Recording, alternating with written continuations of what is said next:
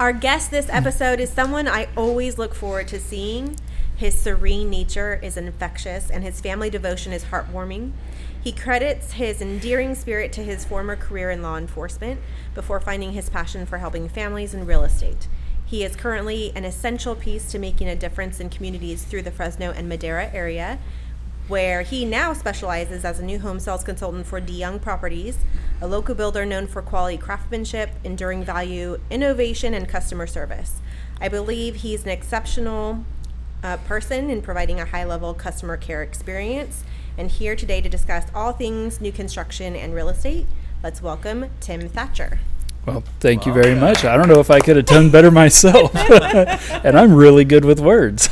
You are really good with words. Well, yes, Grayson made it a point before we even got on the podcast today. Like, yes, we have to talk to Tim because he's just so great with clients. The way that he explains things, the tone of his voice. You just want to listen, is what she said. So I'm like, all right. Well. I said, hey, you work in a sales office that we don't even have to go in to talk to you. That sales office specifically, you can go into the model home. Mm-hmm. But I always tell all my clients, like, you have to hear Tim. You just have to talk to me. It's funny because she has done that in the past. Just bring somebody in just to talk. I've had other clients do so as well. Like, I get connected with their family and just like, oh, hey, I told my daughter just to come in and talk to you. It's like I'm a therapist now. So sometimes I just think maybe I'm just boring, but I guess not.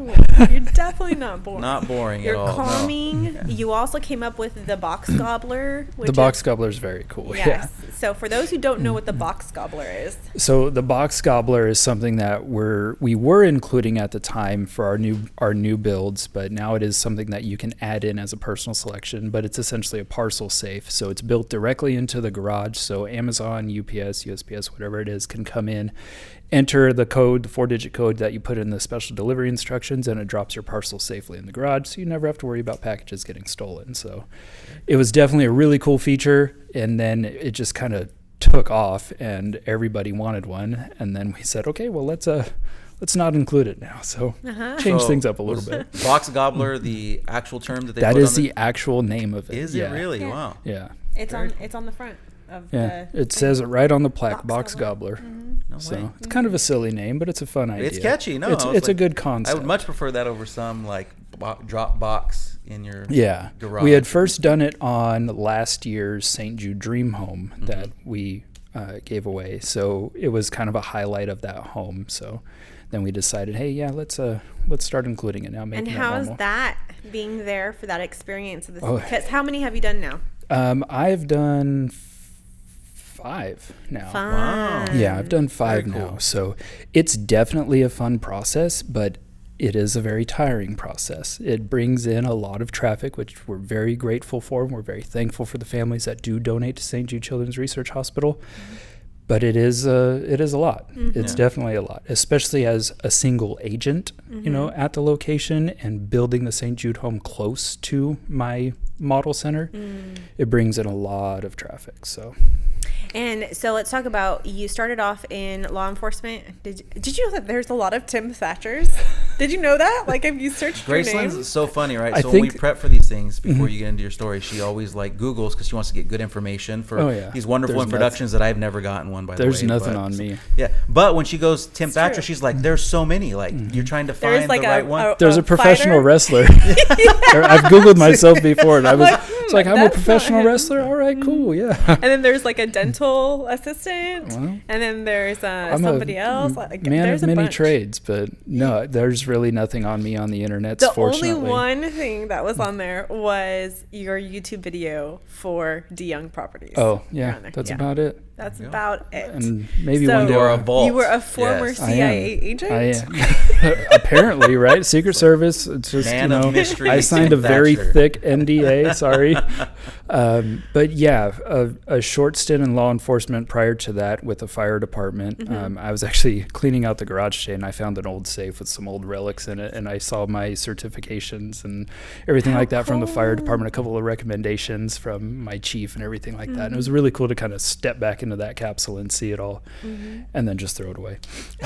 Oh no, you did? Oh yeah, I don't carry sentiment to anything. Just it's just a certification, you know. Yeah. I don't need it. Graceland, just throw it away. Just throw it away. Just let it go Yeah. like Elsa. Just let it go. For our first podcast, I did the same thing. I was in the garage shuffling through papers trying to find like what did I pass my first real estate course, and it was October of 2004, which I was glad that I found it, saw it. I think I kept it, probably did. Yeah. It's not like taxes. You got to keep them for 7 years. Just toss it. Okay. Take a photo. Okay. Graceland does not like parting with things. It's not true. They go from like functional places to like the closet in the house, and then from the closet in the house to the garage, and then from like the frequently checked area in the garage to the boxes that never get opened in the garage, and then finally it's like clean time. Like, Graceland, let's just throw it away. Just throw it away. Come on, we can do it. And I'm she'll in be that like, zone. I can make money on this. I'm in that zone though right now because Sierra she lost 80 pounds.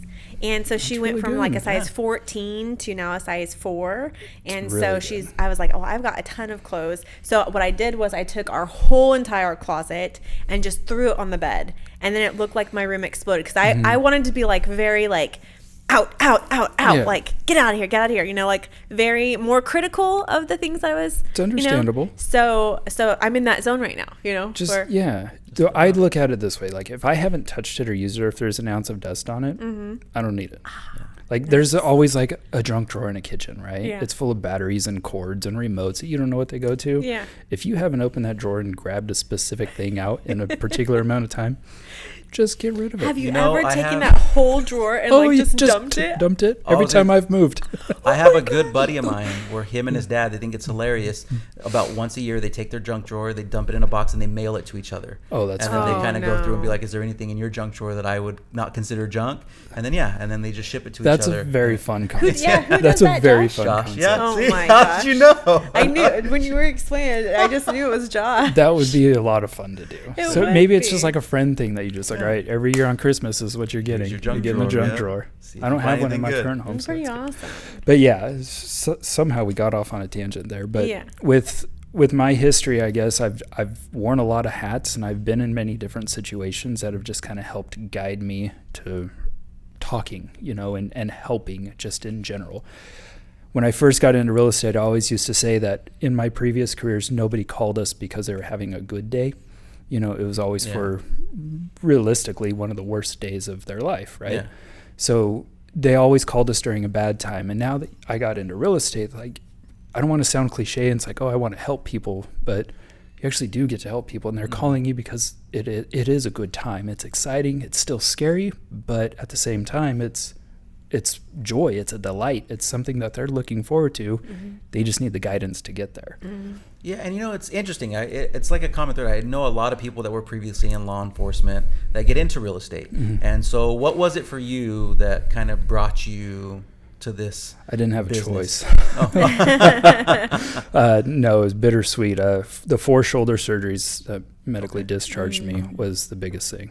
So if it wasn't for that, then I'd probably still be the guy that pulls you over and gives you a ticket, and then you yell out the window, I pay your taxes. Or It's like, signs hey. off on my fix-it Or ticket signs if off I on have your an fix issue. it. That's Fresno County though. Fresno PD, we couldn't do that. So there's a little bit of a difference. But no, it's I don't know. It's a stark shift, but at the same time, I think because you're so familiar with the area, you know, you really are a local expert because you're kind of in the trenches, you know, as a police officer or on the fire side or whatever it may be. So you do see a lot of guys that do transfer over because they know the area so well. They know the people. They have so many different connections to where it just opens up a new door, you know. And I think that was kind of one of the topics that you had mentioned to me is like, where can real estate take you? And it can really, especially if you're licensed in California, it can take you anywhere. Yeah. California does have the most strict process and the most strict standards. So if you're licensed in California, you can go to any other state and easily get your license and obtain there and start working there. So it opens up doors just nationwide, but depending on your abilities as an individual from whatever you did in the past or just whoever your sphere of influence is, there's so many opportunities to meet new people, again, to educate, to guide. And that's one thing that I've learned with new construction. I've been in for about 5 years now. I get to a point where I can't go anywhere without running into somebody I know. And it's kind of a good thing and a bad thing, right? Like, I go to Disneyland all the time, right? Even when I go to Disneyland, I still run into people I know. So it's just one of those things, like, you're a local celebrity without doing anything, right? It's like, I don't have a YouTube channel, we switch roles, which I told him. I told you that you should start your own YouTube channel with your own podcast way before I started mine. And I started it, but I didn't do anything yet. It's called It's Tea Time. Oh, wow. Kind of catchy, right? Cool. It's tea time. Yeah. So I just got to figure out content. I was thinking that we could have a 2 minutes of Tim, like little thing, like where we check in with you. We could definitely do that. Yeah, or Tim told you so, like Tim told you, or we could do that too. Tim told you, like. Look at that, she's pitching new shows. No, Right now. I mean Right all there. of this is happening in my head, like before, sorry, as soon as Built by I Grace sent is the shutting little down. Built by Tim coming in. My name is Tim Allen, so Tim Allen Thatcher. Yeah. Oh, nice. Wow. I like that. The funny thing is, there's going to be a big group of our audience who has no idea with the Tim Allen reference, but I know, right? yeah, They're all going to be too young. We're getting to be dinosaurs now. So Good thing I love dinosaurs. Yeah. I started with 10 years construction and then came into the resale side. And then you I started about 4 years on the resale side, and knowing when I got my license, I always wanted to be in new construction. Like, that was from day one. I knew new construction was where I wanted to be. Why new construction? I like the capacity of the schedule and the consistency. Okay. Working on your own, being your own boss, it's great. And I mean, trust me, it's wonderful to have your own schedule and create that. But I liked having the discipline and that structure just because that's what I come from, with other careers. So it was hard for me to just really find the motivation to continue in resale. Yeah. And what I would do religiously in resale was go talk to lenders, go sit at the office and learn as much as I can. I knew the contract back and forth, up and down. I mean, I educated myself to the fullest in that 4 years. And I sold well and I did good, but I don't know. I always wanted to just have the consistency. That way I could relax a little bit more. So until I just really made it, and then I just fell in love with new construction. I've been with DeYoung Properties for 5 years now, and I always say that I don't work for them, I work with them, because in my opinion, they're one of the best families to work with. And I think that it also stems from how they treat you, because I know a lot of people in new construction, a lot of sales agents who work for a lot of different builders, and I always said, like, if I went to go work for a builder again, I think I would like DeYoung, just because there are some stories that circulate with, specific builders and their reputations on how they treat their agents. Like, I was just on the phone last night with an old coworker that I used to work with at Syntex. He works for a builder now, and he was saying that he is not allowed to help anybody that just comes through the door. He can't be by the models. They have to go through a new, and this was like one of the topics that we were talking about, is like, if you have a real estate license, like, you can be what I do, which is help people buy and sell houses that are on the resale side. You can do what you do, which is help people buy with DeYoung Properties and build brand new houses. But then also there's like the new home sales consultants that are online. Yeah. And so like that specific builder, if the person did not go through that online lead source, the builder freaks out and tells them, like, why did this person reach out to you directly? Because they want that new internet salesperson to delegate. And it's kind of like wow. Yeah, I know. Everyone's different, right? And you never know what you're going to get into. But I think it's so funny just kind of like listening to you talk about new construction and then resale and like why you gravitated towards new construction. I often struggle with like which agent makes the most sense for like a new construction agent and which agent makes the most sense for resale. Yeah. And like similar to what you were saying, I came from a corporate job, 9 to 5, knew my schedule, worked a routine, was able to do that. And then when I got into resale, I struggled for the first 12 to 18 months of my career, just finding my place, getting disciplined enough to have my own schedule, do things the right way. And but for someone who's regimented, I never looked at it that way. Like, hey, maybe new construction is the right resource for you if you're set in that. I always told him that it would be good for him because he's just. If you can follow, I mean, it's not even just about following a schedule, but if you can have the load of the responsibility, I think that's what's that driving force, you know? Whereas on the resale side, if you want to sit on the couch all day, you can sit on the couch all day, right? Respectfully, right? You can work from your laptop. You can work from a Starbucks. You can do your work anywhere. Which is funny. You walked in to at Five Guys, and you know, I'm sitting she's there with my 10 laptop. fingering a hamburger, you know, and I'm like, hey, Graceland, what's up? But that is the joy of resale, right? Like that's the joy of making your own schedule and working as much or as little as you want and finding that motivation. It's, to me, I like to have that consistent motivation. Look, Tuesdays and Wednesdays are my days off. Those are what I look forward to. Every other time, my new construction hat is on, and I am the happy therapist that works at DeYoung Properties, you know? So it is a change for sure. It is a bigger responsibility, I think. But again, working with DeYoung, like I said, you're more valued than others, and kind of on your topic with friends in the same industry, they're not treated the same. At DeYoung Properties, we're a family. My name is on that door too. You know what I mean? And like even the St. Jude stuff, you know, like your pictures on there, you're it's online, you're on internet.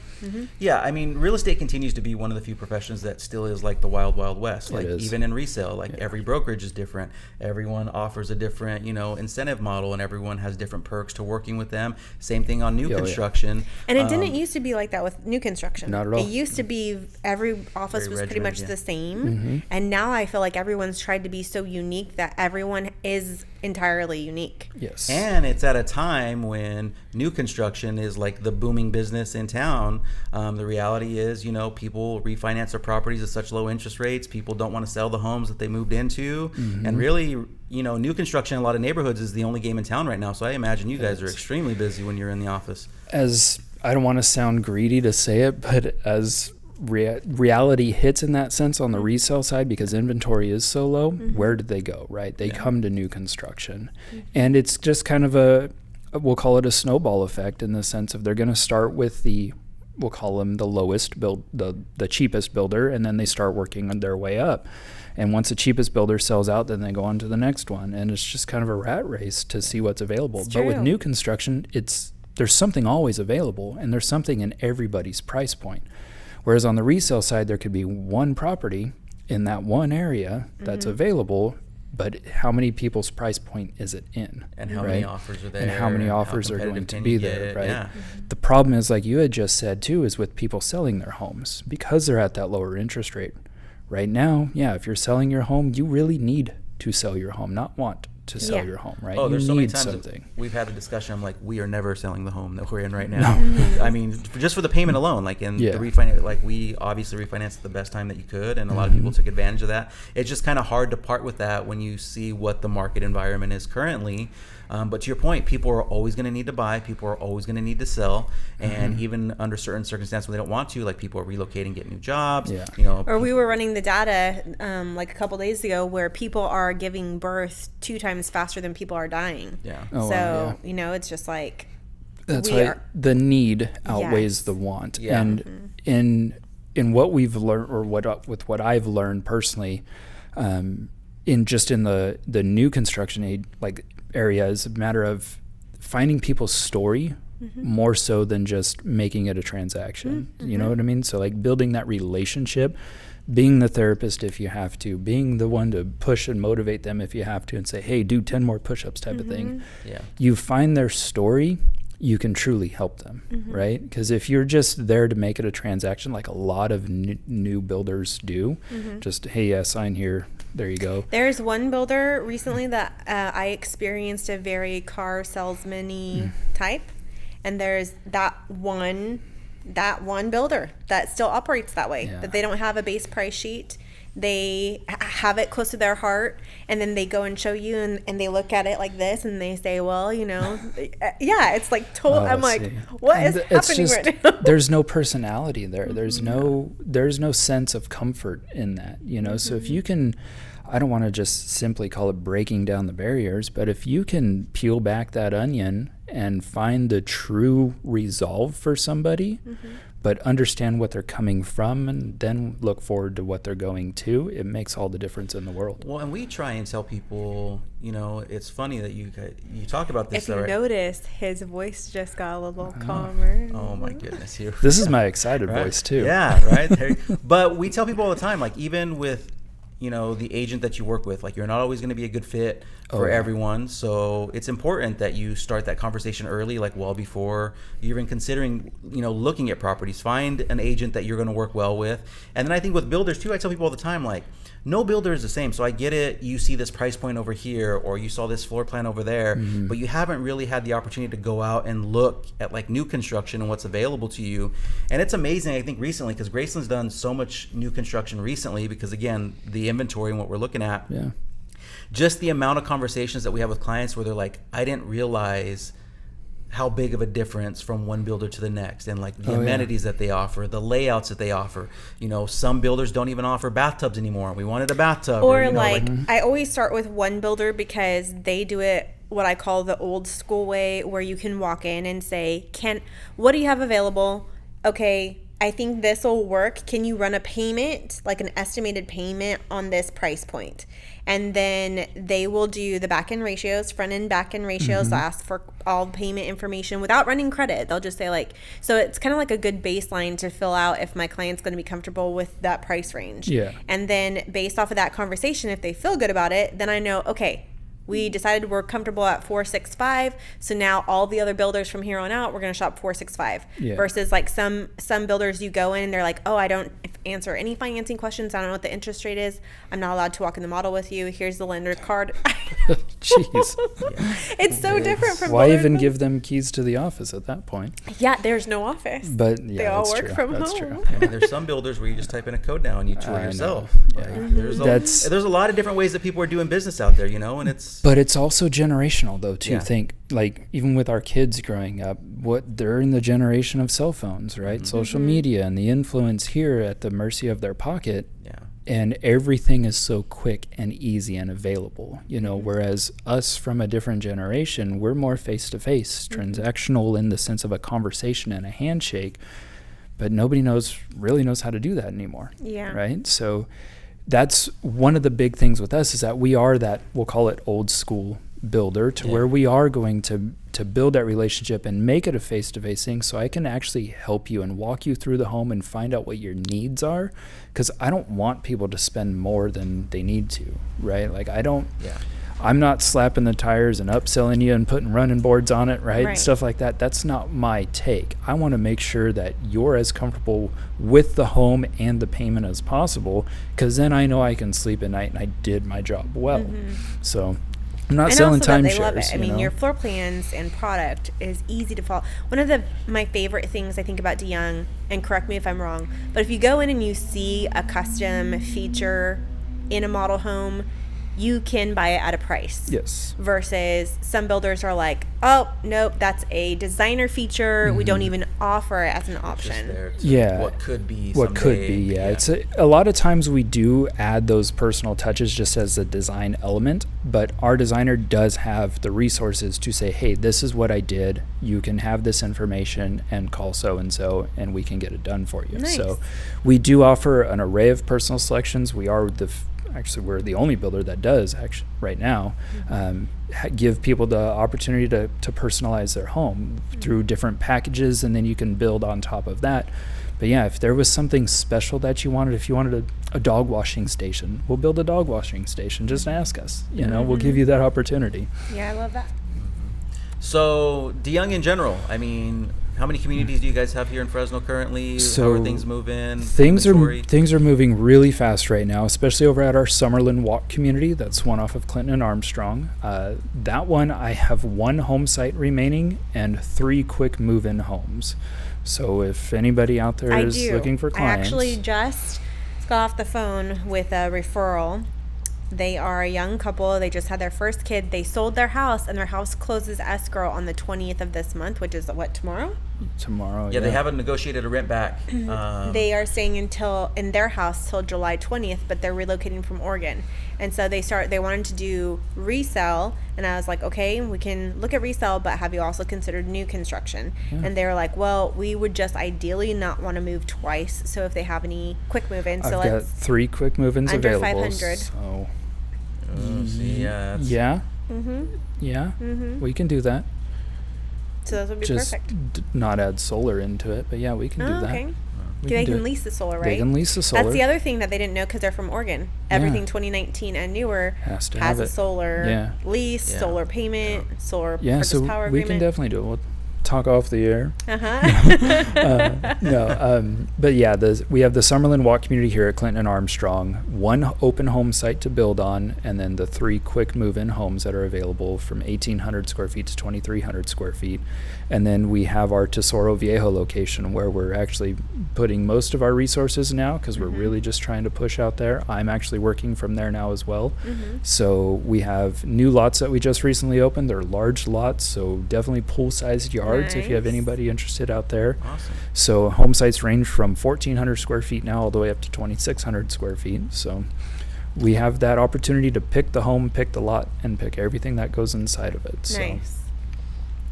Tesoro Viejo offers a lot too. I always tell people like, Yeah, they did that right out there. You Yeah. know, a lot of master plan communities after, 10, 15 years after, they've got a big completion percentage of the homes. You're kind of like, where's this Yeah. thing going? But every time I go out there, I still thoroughly enjoy it. Yeah. And It's a great community, a lot of amenities. It's well taken care of. And it's nice. just the start right now. Yeah. So Tesoro Viejo as a master plan is comprised of 9 different villages, and right now we're building village 2 of 9. So Wow. there's still so much more to come. And in total, we should have around 5,100 homes out there total, and then have your commercial, retail, things like that to follow suit. And every village is going to have its own highlight amenity. So right now in Hillside Village, where we'll call that the first village, they have what they call the ranch house, large resort style pool, barbecues, cabanas, the works. It's wonderful. And then Creekside Village, it will also have its own highlight amenity. That way it keeps things less dense, right? Yeah. But it keeps things open and it gives you the opportunity to go from one place to the other. And it's just wonderful. And there's a ton of preserved land, so it's not going to be guarded by walls and blocks everywhere. We're doing whatever we can to keep the topography of the area as well, so there's just that natural variance and elevation between the homes, so it's not just coming in and scraping the dirt and making Yeah. everything flat. I love So that. it just changes the whole vibe out there, which is really nice. Yeah, I we almost stopped at Access today when I was hungry on my way back. Oh yeah, got to get a Rice Krispie treat at Access. There's so many realtors that live at There's Tesoro. a lot. Yeah, There's there a are. lot. There's a ton. Mm-hmm. I went to go deliver keys for a transaction that we closed in YLP, and on my way back, she said, if we want to just drop the keys off at my house, I said, sure. And then I went to go to her house, and I saw like 3 cars with people's faces on the side of them With that the were real magnets. estate agents. Yeah. I was like, I didn't realize all these realtors lived out here. Shameless plug though, at Access, the tater tots, the loaded tots. Oh, yeah. So The loaded tots, the grilled cheese, and the Rice Krispie Yeah. treats. so good. And if you like Yeah. beer, you got beer on tap. And they do have beer on tap. So if someone's looking to get started, new construction, I mean, obviously you've been doing this for a long time now. How would you advise them if like, hey, look, I really want to go new construction. That's the option for me, but I don't know where to start. So things are different now. So when I started, you had to have resale experience. You had to have more of a proven track record showing that you were able to do and control transactions. Now it's not that way anymore. So the biggest piece of advice would be to learn as much as you possibly can. And once you're done learning, keep going, because you're never going to know everything. And that's one thing that I wake up and do every day. I try to learn something new every single day, because the moment I stop learning is the moment I fail. So get your license, pass your test, get your license, and start learning the ins and outs of every contract, whether it's resale or new construction. Go sit in the office with lenders and learn as much as you possibly can, and then further yourself, get your lending license, further yourself, get your broker's license. Do you ever remember the very first conversation we either had by phone or in person? Me neither, but don't. when I was researching, Way to bring it up, though. It's like, That was the best spot on the podcast yet. I honestly, like, we've done like 8 or 9 episodes now, and that was the best one Me neither. of the show. So Listen, though, I mean, I when don't have was a good researching- memory, but Researching your name, though, I remember I was really fond of Purple Bricks. oh yeah. And I could swear, I think I saw like 5 or 6 transactions because Yeah. you were with Guarantee. I think you were with somewhere else. And then Yeah. I saw Purple Bricks, and I was Purple like, Bricks was a blast. it was. What happened Purple to Bricks it? was a fun concept. It just wasn't viable here. yeah. Most of the investors for Purple Bricks were from the UK, and they were dumping a ton of money into California, Texas, and New York. New York was booming.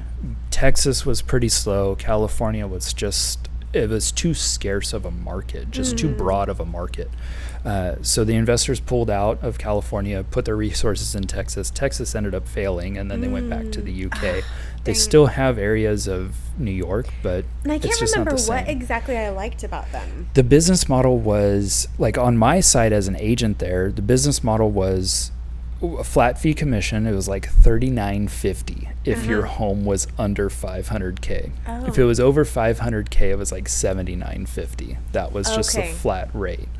But It was like a as- new interesting concept. yeah, it was versus- It's a very different way of different. real estate. But on the agent side, it was almost just, it was fail proof essentially. They give you a laptop, they set you up and everything. You wake up in the morning, you open that laptop, and they say, "Here's your day. You have 5 listing appointments. Go do them." Wow. And that's all it was. And Yeah. you would just go from place to place to place. And I had a territory from Modesto to Auberry back down to like north end of Fresno. I controlled like that entire territory. So one day I could be going to like Atwater, then go over to Mariposa or something like that, right? But it was just a day full of listing appointments Yeah. and people that have already agreed to go forward because they had their own online transaction coordinators. They set everything up. You just go in and sign it up, give them the valuation of the home. Next thing you know, the sign guy goes out and puts a sign in. So I think when I was looking at it, I think there was one property, and I was like, I think I may have called him on this property. So I was wondering if you happened to like remember if that may have been a I conversation think that we had. under Purple Bricks, I know I sold my brother's house. It was a Granville, kind of Herndon 99 area. And then there was 2 homes a home in Atwater and a home in Winton. And then there was a home in Oakhurst. It would have been by Herndon and 99. Then, yeah. Yeah. probably. That's where. But I we definitely lived. don't remember the conversation. I I'm sorry. know, but I Grayson think I doesn't remember. either, as discussed. But I think I remember like you just sounding super professional. I think I just like called you. I think I was like, that's got to be like the first time I ever, because it's like almost a memory. Like I'm Almost. almost making it up in my head. I'm almost a memory, Frankie. Almost. Almost a memory. Other the than first that, conversation. other than that though, I just remember walking in. You're always super professional at DeYoung. Thank you. Eric also. Eric Yeah. doesn't know this, but we used to go to the same gym as Eric for many, many, many years when Yeah. I was in my Yeah. workout thing, and he never knew that we existed or talked to us or anything. And now he's like a super friendly, like, hey. Oh, yeah. Yeah, but He's truth be always told, everyone's friendly. kind of like in the zone in the gym, so you don't Yeah. like make it. Especially if you're there to work out, you're like not trying to start Exactly. dialogue. You're really focused on what you're doing. But yeah, everyone that we've worked with at DeYoung, like I enjoy all the agents over there, and I've always loved the fact that especially when I work with you, you're so thorough. Like you really are willing to take the time, regardless of like, hey, what time it is during the day. Oh, yeah. Like if someone has You'll questions, get like up let's out of walk your through the chair. model. Yeah, like there's a lot of things that you do that a lot of people don't do. And I always tell agents just in general, like if you want to be successful in this business, like go the extra mile, do the Yeah. things that your clients, need help with, and be out there and be a resource. And you've always made it a point to like, you treat them like their time is valuable and precious, and it is, and just the attention to detail, and to your point, the knowledge, the studying, the research. Like I don't know if I've ever stumped you on a question or been able to ask you something that you didn't know the answer to. And I love that you said like know the contract inside and out, because that's Yeah. like my number one. When they say like what's your number one advice, it's like just read the contract. Know If you the read the contract. contract inside and out, like knowledge is You'll know. power. It is, Can 'cause level the playing field in that Especially on instance. the resale side. I mean, the RPA or RLA is what, maybe 7 to 11 pages now. It's changed quite a bit. 16, yeah. So But there's little areas that you can hide something if you're a good agent. You can check a box, right? And somebody's going to breeze over that box, right? Yeah. To where that box insinuated that you're not splitting closing costs. The seller's paying closing costs, right? So you need to know where those things are. You need to know that contract in and out, because it's going to save your butt, you know? Yeah, and I mean, and good agents will get creative to They make do. an offer look appealing. And to your point, there's ways to make an offer look appealing, but still get their client the best terms on certain areas. And yeah, if you're not familiar with line by line what's in there, then you can find yourself like, oh my goodness, I gave a concession that I really didn't realize I was going to. It's like, I didn't realize I gave their spa away. Yeah. Oh my gosh, that just brought back a memory of when we had. So in the MLS, it had said like refrigerator included with reasonable offer or something like that. And in our RPA, we did not check that box saying fridge was going to stay. So we go do the final walkthrough. The fridge is gone. I'm like, hey, you said fridge was going to stay with reasonable offer. He's like, it wasn't in the contract. And I'm like, oh my gosh. That's why you know the contract. And then I'm like, we had to buy a new fridge. So we bought a fridge, and you know, sometimes you gotta- just have to. We're like, pick one. Which one? Do you Which refrigerator would you But that's that extra mile, right? Yeah. That's that customer service that's why people choose to go with you when it comes to selling or, you know, or buying their next home, because they know they're going to get treated fairly. They know they're not just going to get swept under the rug. They know they're not just a number, you know, because you guys do a lot of transactions, but I'm pretty sure you can remember something about damn near every one of your clients. Yeah, we, You know? everyone's memorable and everyone's important, and I think that's the biggest thing that we try and focus on. Like to your point, like you said, focus on the person, focus on what their vision is, and if you do that, you're right. When you bring up, you may not think of it initially, but like when I see a picture of a house, or if I hear a name and I'm like, oh yeah, and then it starts triggering everything, and you're like, okay, I remember this. And Or I have clients that like I feel like have left such big impressions Yeah. with me because like we have worked together, and there's days where I wake up with like I feel like a piece of their spirit is with me that day, you know, like the 70-year-old wife who was widowed mid-escrow and still moved her 19-acre horse ranch and 17 horses 16 hours away, you know, like you know, like I wake up, I'm like, I need a little bit of her spirit today. And that's not a transaction. That's a relationship, right? And that's what our business is predicated off of. And unless you can build that relationship, you're not going to be successful. If you're just a transactional agent, you're not going to make it. There's so many other people that are willing to take that extra step. And if you're not willing to do that or learn something new, you're not going to thrive. Even if the client doesn't even realize, like the other day, it was Father's Day, and these clients wanted the sellers to clean the house, but we knew the sellers were buying at a builder and they had their own big giant mess from moving. And so we were like, you know, I would love for him to just like come into like a little like cleaner house. The cleaner was not available on Sunday. She's like, I'm available Monday. It was going to be too late. Yeah, so we're going to be there at 10 p.m. They were literally driving in, and it's like, well, you don't want them to come into a dirty house, No. like, and you know, the seller did the best that they could, but they were crunched for time too. So you get it on both sides, like no harm, no foul. And so Grace is like, we're going to go clean. I'm like, yeah, I had most of the day to relax. We're going to go clean. All right, let me get up. Let me get ready. Let's go. And we went and cleaned. And it may be one of those things where it's like, gosh, dang, I don't want to go clean a house, right? But again, that extra step to make it that much more special for somebody. And it was about an hour and a half, and they didn't say anything special, and we didn't make a deal like A big that. deal, We No. are going to do this, but it was like when I left the gift basket there and the lights set on dim for him and just like set the stage of like when he walks in, I felt better presenting that as his first home versus him coming and Just, here's the keys. And when we opened the door day. to walk in to like start cleaning the process, like there was a certain feeling, and to Grace's point, I felt the same way, like just closing the door, like smelling that it was a clean house, like we left the little gift basket and everything that you knew that we had taken care of, and it's like, yeah, this feels good. Like it felt good, and like you said, no one's gonna bring anything up about it, but for us it felt good. And yeah, you're just happy to deliver that product. And to they like may that. not even realize like that something was done. They can feel like the energy. It's kind of like when I walk into your model homes, and I told you, like your models feel so calming. And I was like, it's your energy radiating past the walls beyond. She just drops her clients off with me and like, here, babysit for a little bit. Have a conversation with Dolores. Go talk to Tim. I'm going to go over here and rate some of the snacks that they have over here. And when you guys are done, I'll be right over here. Do you guys have formal training before they put you on the sales floor? So we don't really, Yes and no. We use our own intuition and our own insight in how we present just generally, but we do try to follow certain aspects of a formula to help dive deeper into conversations with people. So you can take it more. Most people will take it as a script, but you can take it as a guide. That's how I take it, in the sense of what should I say to take the next step, to go deeper into this conversation. How can I essentially get 3 whys deep into a conversation? That way I can actually learn about them.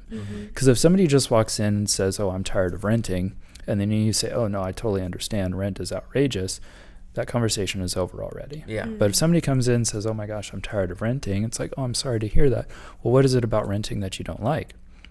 And then they elaborate, oh, well, my landlord said they're going to raise the rent $50 a month. Oh, $50 a month? Yeah, and then they start going deeper and deeper and deeper without realizing it, right? So, like, I use an aspect of, essentially, it's called verbal judo. It's more of a police officer thing. So verbal judo, but essentially using their information for them, not against them. So if somebody's sharing something with me, I can turn their conversation into an about them scenario, not them just spilling information, right? So getting them to realize why they're doing this on their own, just with my guidance, not me giving them a solution directly up front. Because if somebody can realize that they need to do this for them rather than you providing a solution, they feel a lot better about that transaction. I've got another idea for you. I practice verbal judo when Grayson wants to argue with me. My God. Everyone knows. Black belt when it comes to that. Yep. If only there was flip phones now so he can hang up aggressively. I'm done talking to you.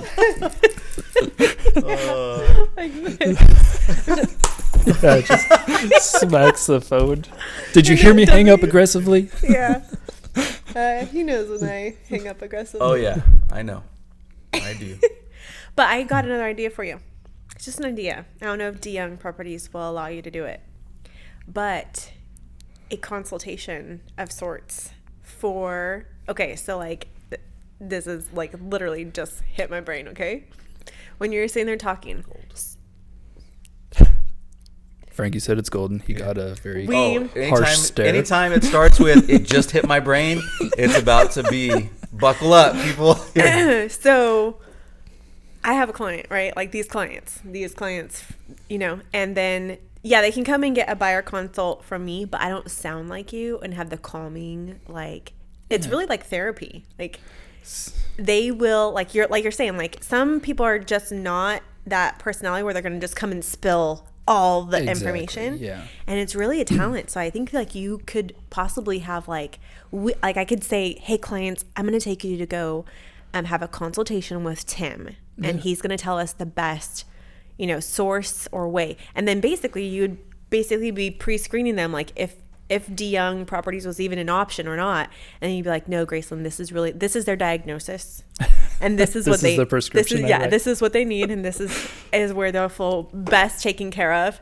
And then you give me the white paper, and then I take them and I do it. I'm happy to do that for you. I'll come into this nice little room and sit on this comfy chair and say, all right, Mr. and Mrs. Family Member, tell me your story. I think that you should charge for that. Yeah, or you can just hold a class for real estate agents and teach them real estate judo.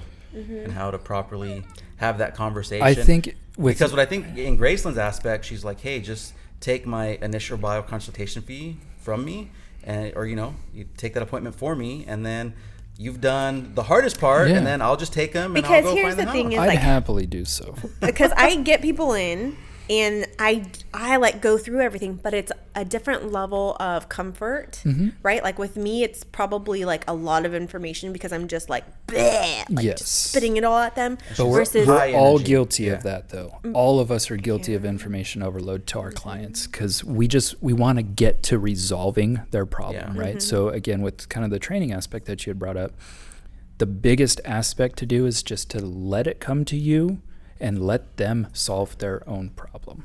Because if you're so quick to say, yep, I've got it here for you, you're no different than a car salesman, right? Don't be that person.